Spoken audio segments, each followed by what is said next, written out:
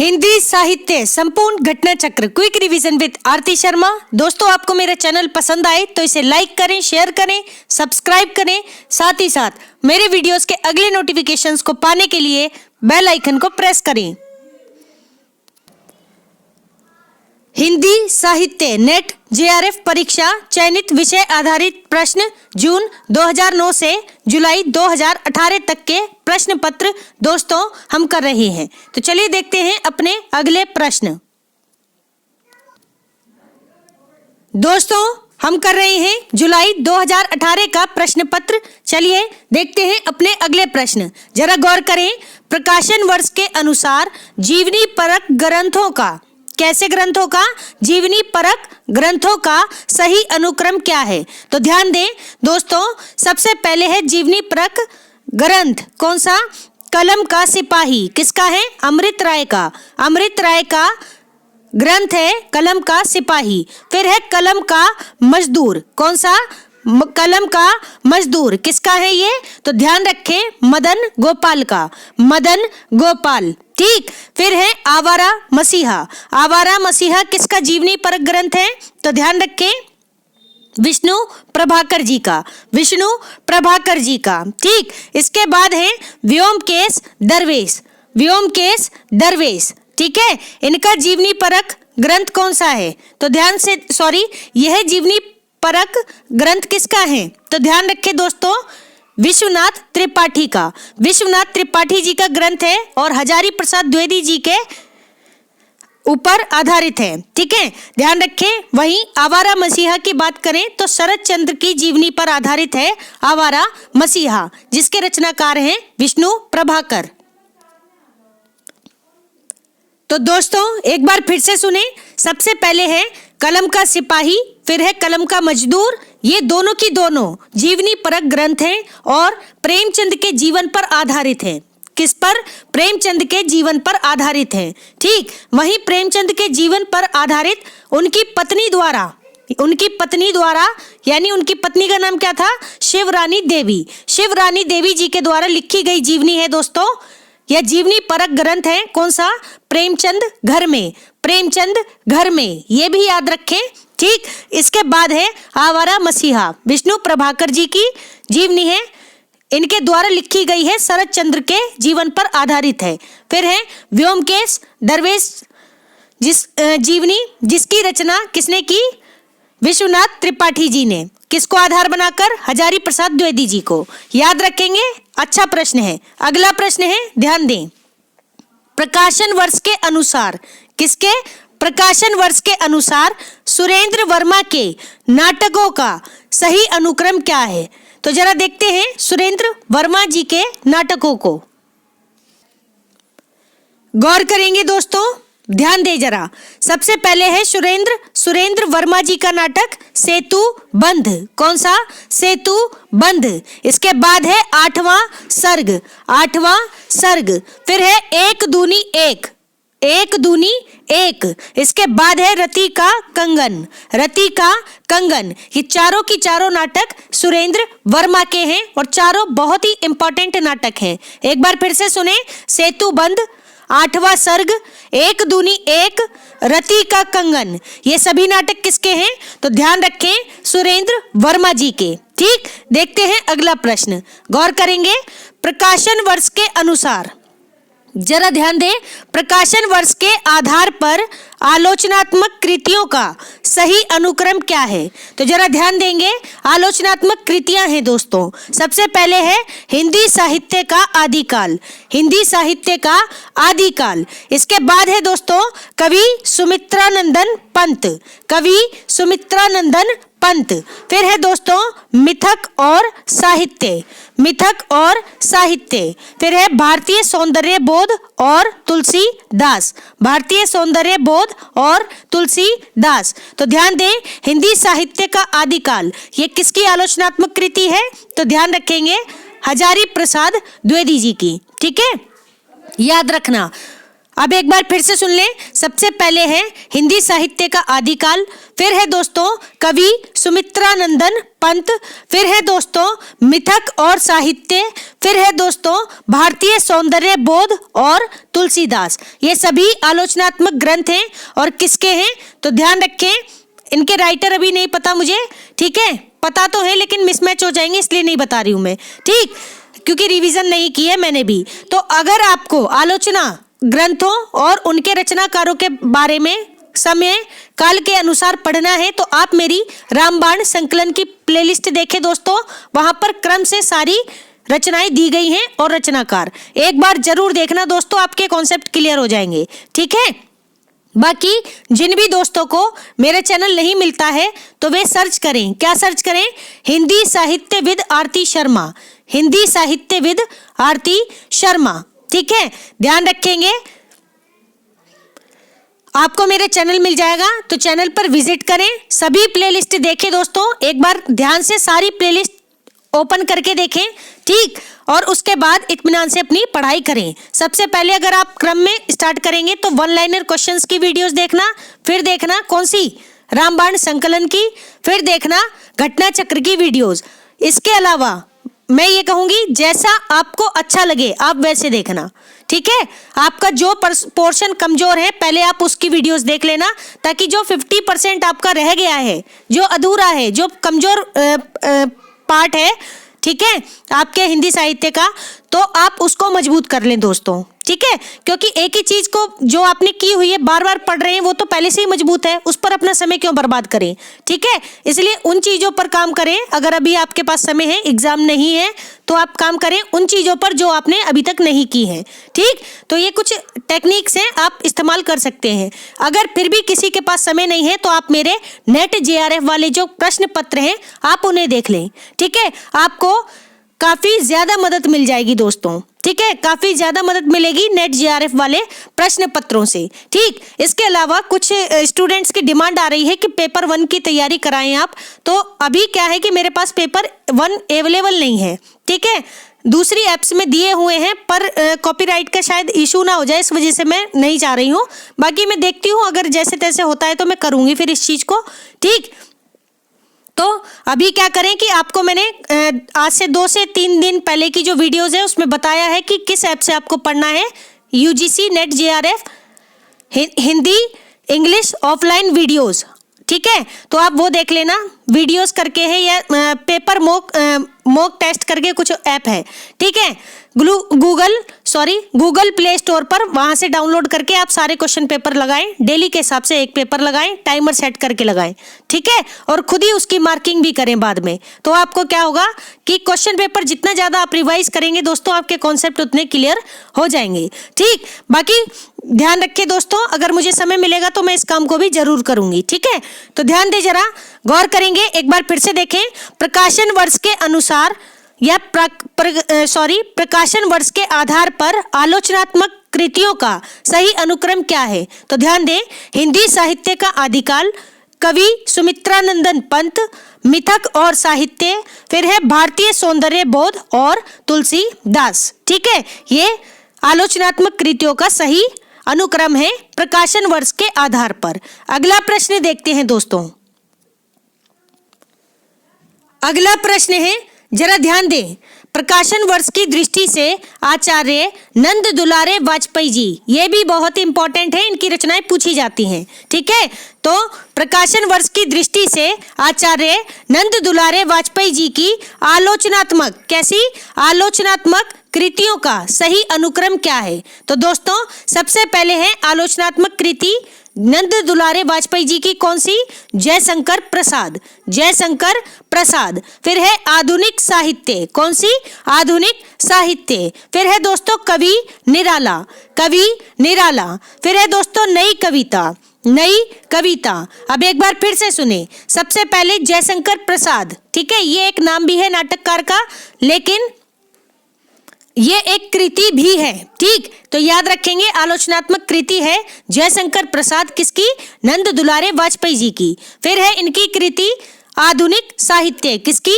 नंद दुलारे वाजपेयी जी की। फिर है नंद दुलारे वाजपेयी जी की आलोचनात्मक कृति कवि निराला। फिर है दोस्तों नई कविता, ये भी बहुत ज्यादा पूछी जाती है, नंद दुलारे वाजपेयी जी की आलोचनात्मक कृति है। तो ध्यान रखेंगे दोस्तों सभी कृतियों को। ठीक, अब है अगला प्रश्न, कालक्रम की दृष्टि से आचार्यों का सही अनुक्रम क्या है? तो ध्यान दें, सबसे पहले है आचार्य वामन। वामन कौन है? रीति सिद्धांत के प्रवर्तक आचार्य हैं आचार्य वामन, याद रखेंगे दोस्तों। फिर है आचार्य कुंतक, कौन? आचार्य कुंतक। इसके बाद है दोस्तों आचार्य मम्मट, कौन? आचार्य मम्मट, ठीक है। इसके बाद है दोस्तों आचार्य विश्वनाथ, आचार्य विश्वनाथ। इनका समय क्या है दोस्तों? 14वीं शताब्दी, 14वीं शताब्दी इनका समय है आचार्य विश्वनाथ का, ठीक है। और इनकी रचना है साहित्य दर्पण, कौन सी? साहित्य दर्पण, ठीक है। और इनकी एक प्रसिद्ध पंक्ति है, उसे भी याद रखें, क्या है? तो ध्यान रखेंगे दोस्तों, इनकी पंक्ति है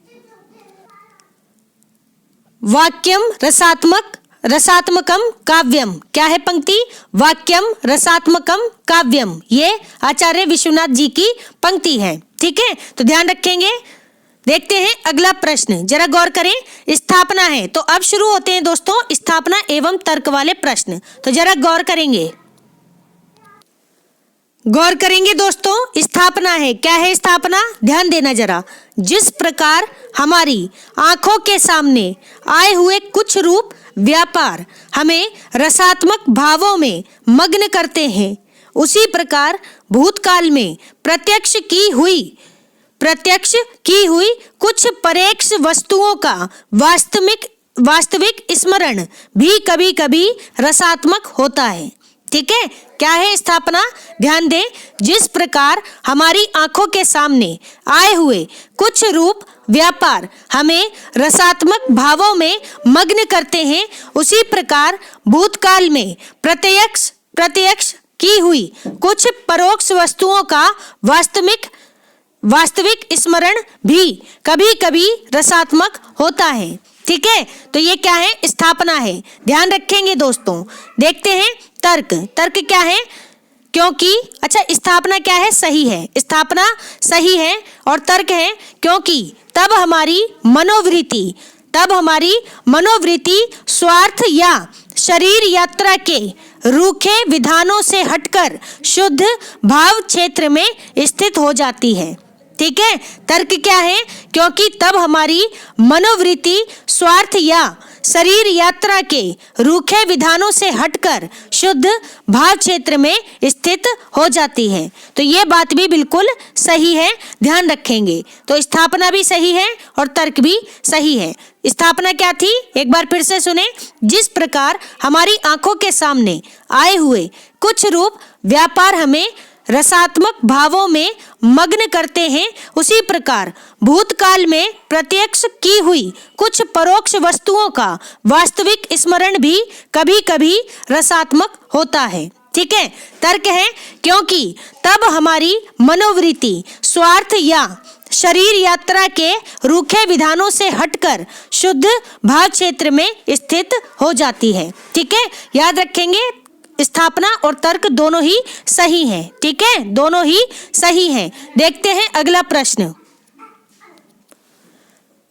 अगला प्रश्न है, ध्यान दें, स्थापना है दोस्तों, साहित्य का इतिहास वस्तुत है मनुष्य जीवन के अखंड प्रवाह का इतिहास है। किसका? एक बार फिर से सुने। साहित्य का इतिहास वस्तुत है मनुष्य जीवन के अखंड प्रवाह का इतिहास है। तर्क है, क्या है तर्क? क्योंकि मनुष्य ही साहित्य का अंतिम लक्ष्य है। क्या है तर्क? क्योंकि मनुष्य ही साहित्य का अंतिम लक्ष्य है। तो स्थापना भी सही है और तर्क भी सही है, दोनों ही बातें सही हैं, ठीक है, ध्यान रखेंगे। अगला प्रश्न है, जरा गौर करें। स्थापना है भूमंडलीकरण जिसे अंग्रेजी में ग्लोबलाइजेशन कहते हैं, ठीक। तो भूमंडलीकरण विश्व की पूंजीवादी व्यवस्था है, बिल्कुल सही, ठीक है। भूमंडलीकरण क्या है? विश्व की पूंजीवादी व्यवस्था है, सही है। तर्क है, तर्क क्या? क्योंकि इसमें पूरा विश्व क्या है, एक बाजार है। भूमंडलीकरण में क्या है, पूरा विश्व एक बाजार है। और व्यक्ति क्या है, व्यक्ति उपभोक्ता है। ठीक है, तो दोनों ही सही हैं, ए भी सही और आर भी सही। ठीक है, ध्यान दें, स्थापना है दोस्तों, भूमंडलीकरण विश्व की पूंजीवादी व्यवस्था है।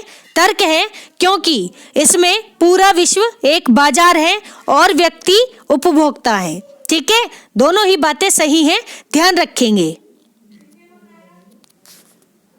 अगला प्रश्न है, जरा ध्यान दें, क्या है प्रश्न, स्थापना है दोस्तों, स्थापना है दलित साहित्य का वैचारिक आधार मार्क्सवाद है। क्या है, दलित साहित्य का वैचारिक आधार मार्क्सवाद है।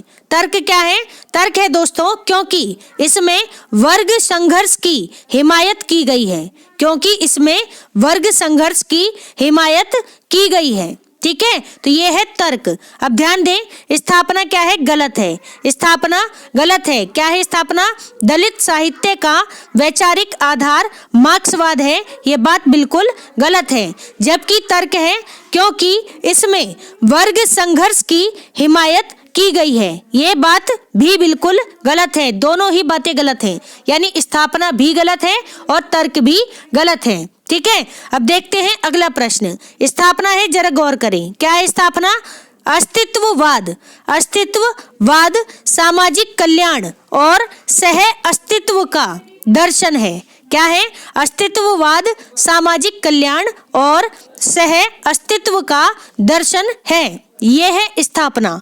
तर्क है दोस्तों, क्या है तर्क, क्योंकि यह व्यक्ति की स्वतंत्रता और चयन की आजादी का, किसका, चयन की आजादी का पक्षधर है। ठीक है, तर्क है क्योंकि यह व्यक्ति की स्वतंत्रता और चयन की आजादी का पक्षधर है, तो ए गलत और आर सही है, यानी कि स्थापना गलत है। स्थापना गलत क्यों है, क्या कह रहे हैं, अस्तित्ववाद सामाजिक कल्याण और सह अस्तित्व का दर्शन है, तो ये बात बिल्कुल गलत है। तर्क है दोस्तों क्योंकि यह व्यक्ति की स्वतंत्रता और चयन की आजादी यानी चुनने की आजादी का पक्षधर है, तो ये क्या है, अस्तित्ववाद है। ठीक, तो ये कथन बिल्कुल सही है। अस्तित्ववाद क्या है, जिसमें व्यक्ति की स्वतंत्रता और चयन की आजादी का पक्षधर है। ठीक है, व्यक्ति पक्ष यानी चयन की आजादी की बात की जाती है। दो बातें महत्वपूर्ण हैं, व्यक्ति की स्वतंत्रता और चयन की आजादी, शब्द याद रखें, इसका सीधा संबंध किससे है, अस्तित्ववाद से। ठीक, याद रखेंगे। देखते हैं अगला प्रश्न।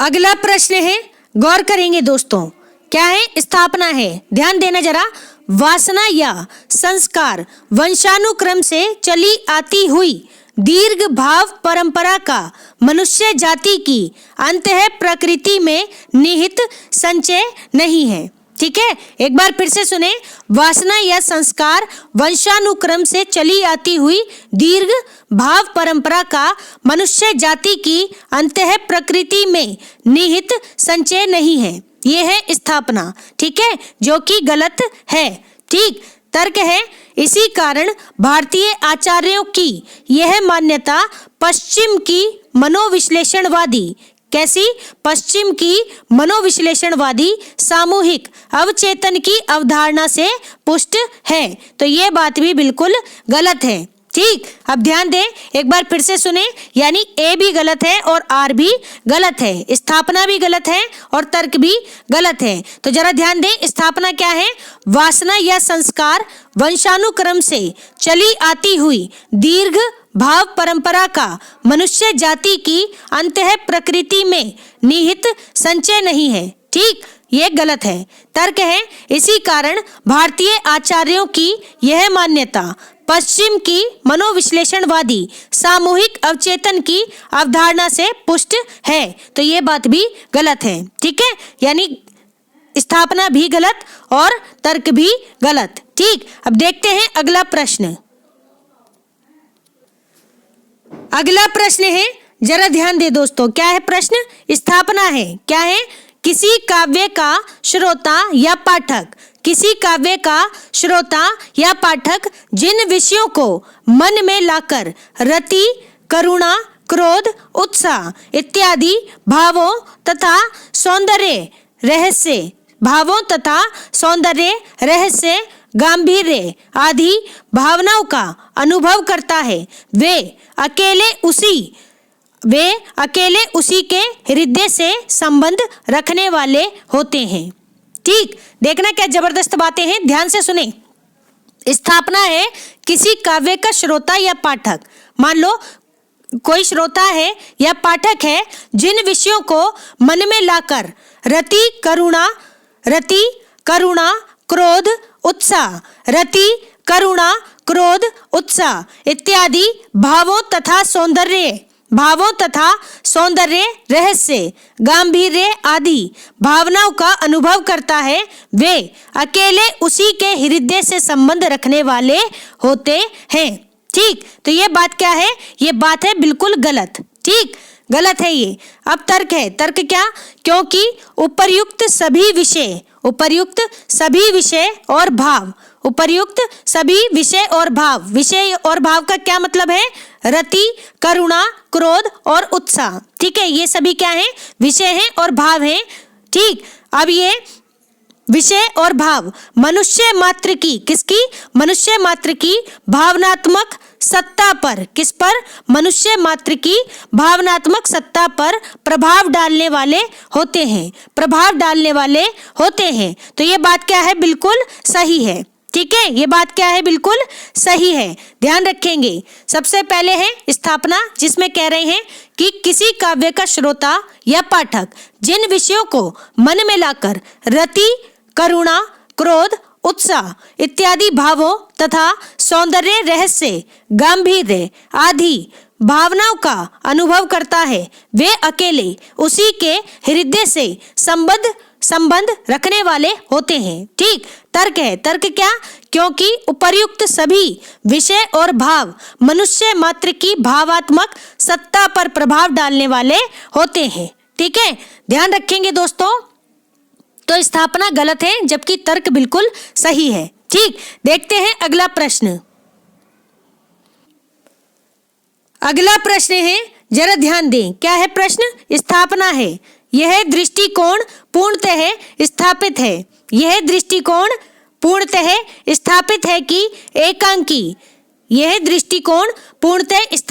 कि एकांकी नाटक का लघु संस्करण है। क्या है?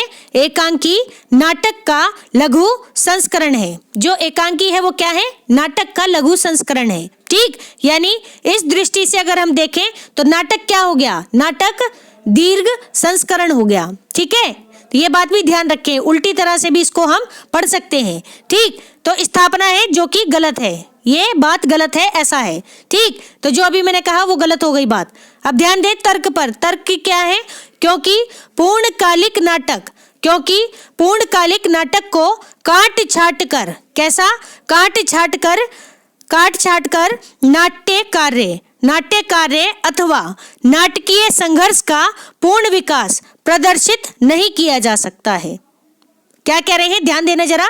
क्योंकि पूर्णकालिक नाटक को काट छाट कर नाट्य कार्य अथवा नाटकीय संघर्ष का पूर्ण विकास प्रदर्शित नहीं किया जा सकता है। तो दोस्तों ए गलत और आर गलत, यानी स्थापना भी गलत और तर्क भी गलत है, दोनों ही बातें गलत हैं। ठीक है, अब एक बार फिर से सुने। स्थापना क्या थी? यह दृष्टिकोण पूर्णतः स्थापित है कि एकांकी नाटक का लघु संस्करण है। तो यह बात बिल्कुल गलत हो गई।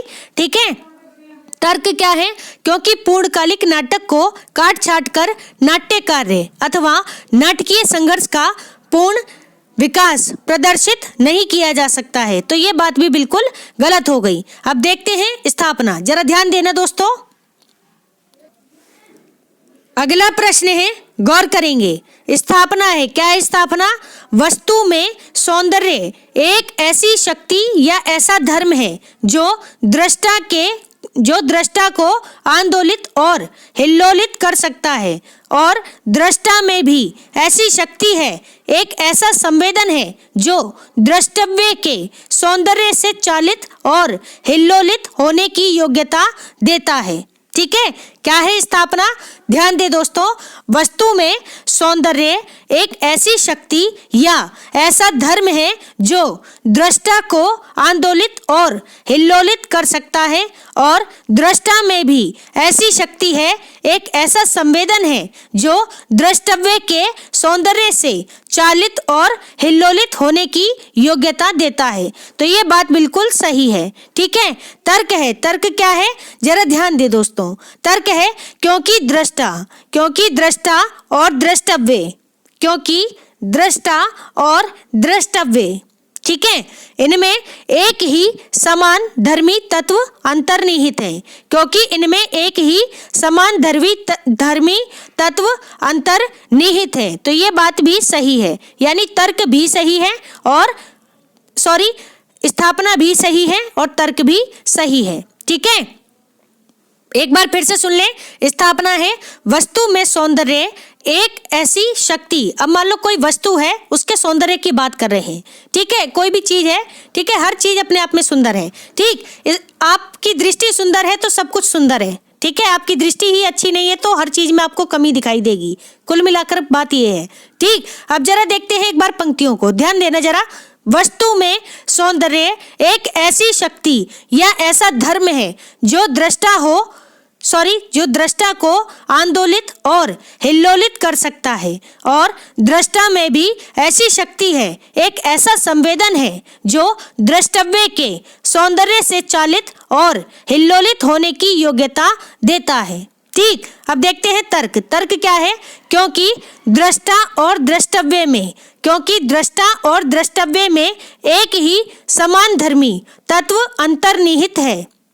ठीक है, क्योंकि दृष्टा और द्रष्टव्य में एक ही समान धर्मी तत्व अंतर्निहित है, तो ये बात भी बिल्कुल सही है, यानी स्थापना भी सही है और तर्क भी सही है। ठीक है, ध्यान देंगे। अब अगला प्रश्न है स्थापना है। क्या है स्थापना? जरा गौर करें। नाटक जड़ या रूढ़ नहीं, एक गतिशील पाठ है। क्या है? जो नाटक है वे जड़ या रूढ़ नहीं है, बल्कि एक गतिशील पाठ है, तो ये बात बिल्कुल सही है। तर्क क्या है? क्योंकि वह लिखा कभी जाए और खेला वर्तमान में ही जाता है। ध्यान से सुनना जरा क्या कह रहे हैं, शानदार बात है। ठीक, और ये पंक्ति बिल्कुल सही है।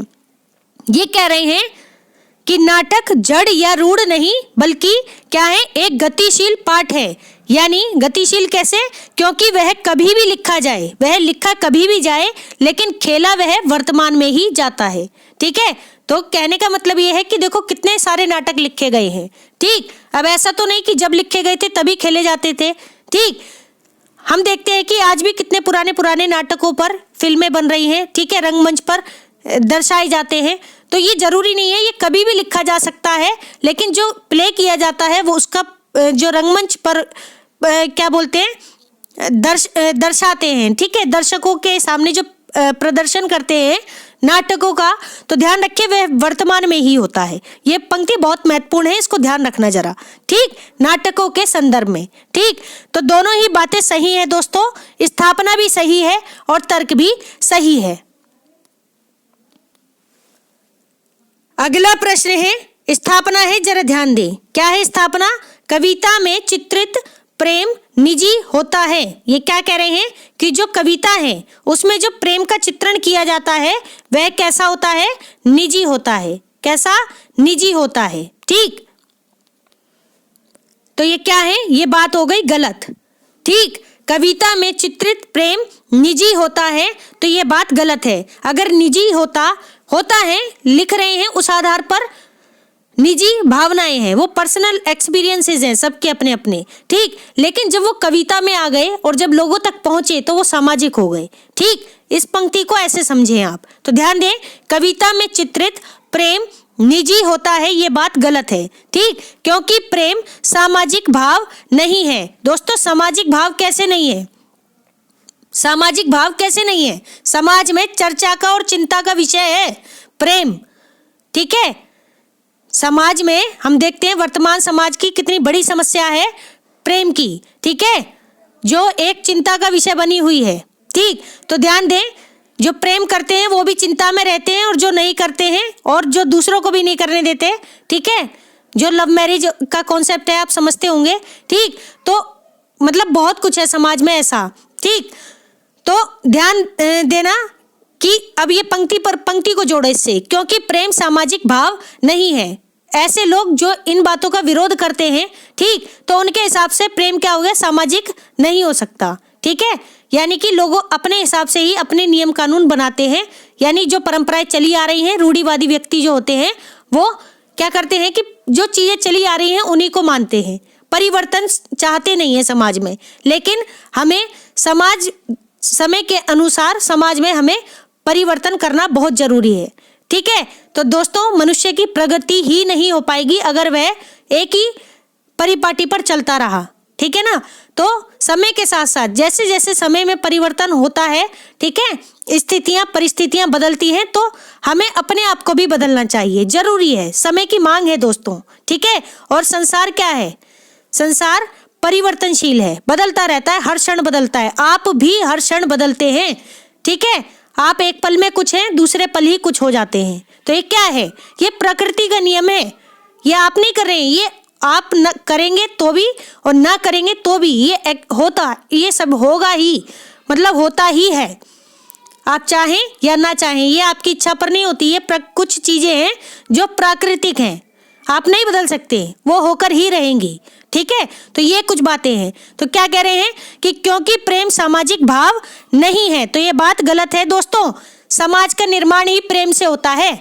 अगर हम आपस में भाईचारा नहीं रखेंगे, आपस में एक दूसरे से प्रेम नहीं करेंगे, अब प्रेम का मतलब गलत मत ले जाना इस बात को। ठीक है, मतलब आपसी संबंध अगर हमारे अच्छे नहीं होंगे, ठीक है, तो देखो कभी भी इंसान अकेले नहीं बढ़ता, बहुत सारे लोगों का योगदान होता है तब जाकर के कोई इंसान आगे बढ़ता है।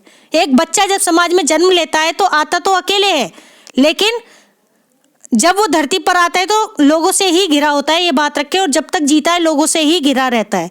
ठीक है, तो ध्यान रखें, क्योंकि प्रेम सामाजिक भाव नहीं है, ये बात गलत हो जाती है। तो सीधे सीधे प्रश्न को करते हैं, स्थापना है, क्योंकि इस कॉन्सेप्ट पर अगर मैं बात करने लगूंगी तो दोस्तों ये मुझे लगता है कि ये टॉपिक इतना ब्रॉड है कि इस पर पता नहीं कितनी लंबी चर्चा हो जाएगी। ठीक, तो वापस से प्रश्न पत्र पर आते हैं। ध्यान दें, स्थापना है, कविता में चित्रित प्रेम निजी होता है, बात गलत है।